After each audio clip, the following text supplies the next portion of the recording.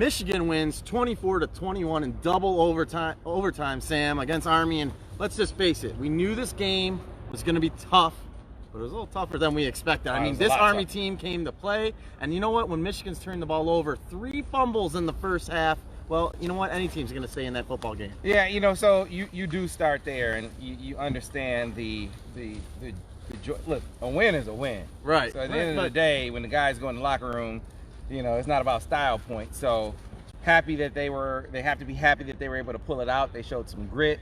The defense was clutch, 3 straight plays, only 2 tackles for a loss for the last 2 plays of the game. So you saw a team really step up when they needed to. However,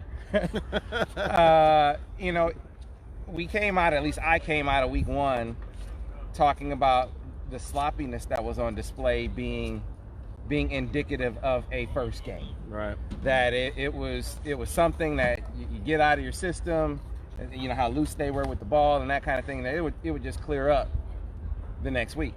And that didn't happen. I mean, that's, you know, you can't just make that be a foregone conclusion. I don't know what the elixir is that will solve that, but just you're fortunate to win a game, right, especially against a team that is as disciplined. And give Army credit. I mean, this is not some slouch team that comes in, and I could see this not being a line that was covered. I mean, that's legit. Right. They're a legit team, but you're fortunate to beat a bad team, let alone a good one, with as many mistakes as they made today. The 3 fumbles.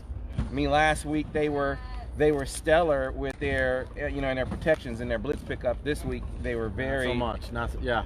They struggled in that category this week for a stretch of the game. Some really costly penalties at times. I mean, think of 2 big 4th downs in this game. On the one, you had the defensive holding. I think it was questionable that they called it on Vert, but Kalik did grab his guy, so there was defensive holding on someone in the defensive backfield. And then the offsides penalty in the second half was an absolute. I mean, look, it was the big issue for Michigan defense, and I give the defense a ton of credit. Army was successful in this game. They were the most successful when they won first down.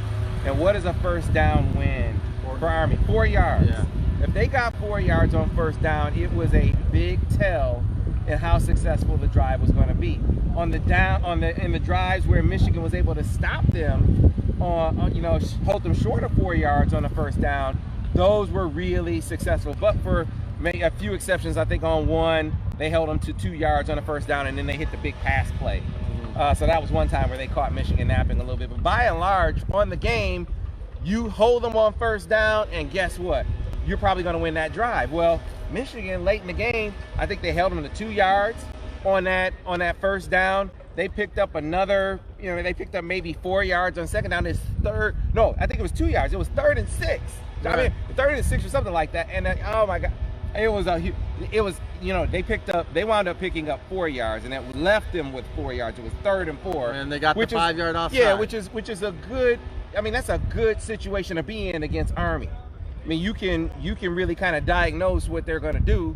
You can probably hold them on 3rd and 4, and unfortunately for Michigan, the procedure penalty, the offsides penalty, knocked it out. So it was like that all day. If it was a turnover, if it wasn't a turnover, it was a penalty. If it wasn't a penalty, it was a turnover. And your next game is on the road against a really good Wisconsin team. You got a bye week to get some things cleaned up, but until they do, it's not like we can. I don't feel comfortable just predicting that's just going to get better. Now we're at the point where we got to see it. We got to see them do better before we think they're going to do better. I mean, we got to look at this offense and really felt like old times. I don't know. Some of the speed and space, we weren't seeing it. The fact that they consistently just ran it up the middle with Charbonnet. I mean, granted, you got to give the freshman his dap. He did have 33 carries for 100 yards, but it seemed like it was a struggle to get those 100 yards. I guess we would have to go back and look at the tape to know what they were seeing, or Shea was seeing with his reads on those plays. And we'll do that with Al Borges and Mike Martin this week and bring it to you on the site. But the issue that I saw, and this was present in both the run and the pass game, look, Michigan had problems picking up their pressure this week. And you saw it You saw it really affect Shea.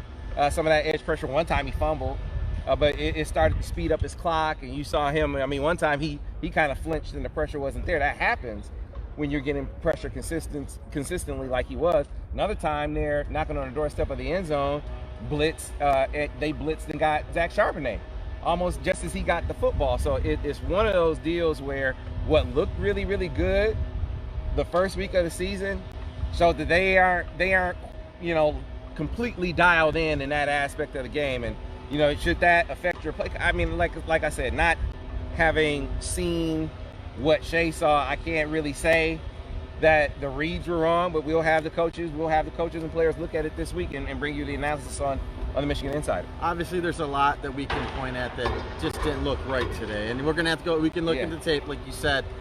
Just defensively, you got to tip your hat. They still were able to keep Michigan in this ball game. They're down 14-7 at halftime. Obviously, Army scored a touchdown. It took to overtime to score that touchdown. They really kept Michigan in this, and Michigan. You can even look at the fact maybe Harbaugh kicks that field goal. This game maybe ends in regulation, but we don't even have to go there. The fact is that this defense really just kept them in this ball game. Yeah, he said they leaned heavily on analytics to make those 2 fourth-down calls going forward, as opposed to kicking the field goals. Now, again, fortunately, it didn't come back to bite them in this game. But to your point, look, the defense came up. The offense had to go out there and answer a touchdown. They did that, and then the defense, when the offense sputtered in the second overtime, they had to go out there and shut them down and keep them out of the end zone. And it wound up keeping them from kicking a field goal. 3 straight really good plays. Josh Uche, then Carlo Kemp, and then Carlo Kemp and Aiden Hutchinson, who had himself some good plays down the stretch. I mean, the defensive front for Michigan came up big when it counted most. One of the biggest question marks on the team, the interior defensive line, those guys were present and accounted for late in the game. That is a positive to take out of this contest moving forward. But a lot to clean up. And when you're going on the road, taking on a Big Ten stalwart with an outstanding running back, the best running back in the country, they got a lot to work on. Unfortunately, they have a bye week to do so. Well, that's a perfect thing. Like you said earlier, a win is a win. Michigan will take it. They got 2 weeks to prepare for Wisconsin in that running game, and Don Brown gets an extra 2 weeks to prepare for that offense as well. But that's going to wrap up our coverage here today from Michigan Stadium as Michigan wins 40-21 against Army.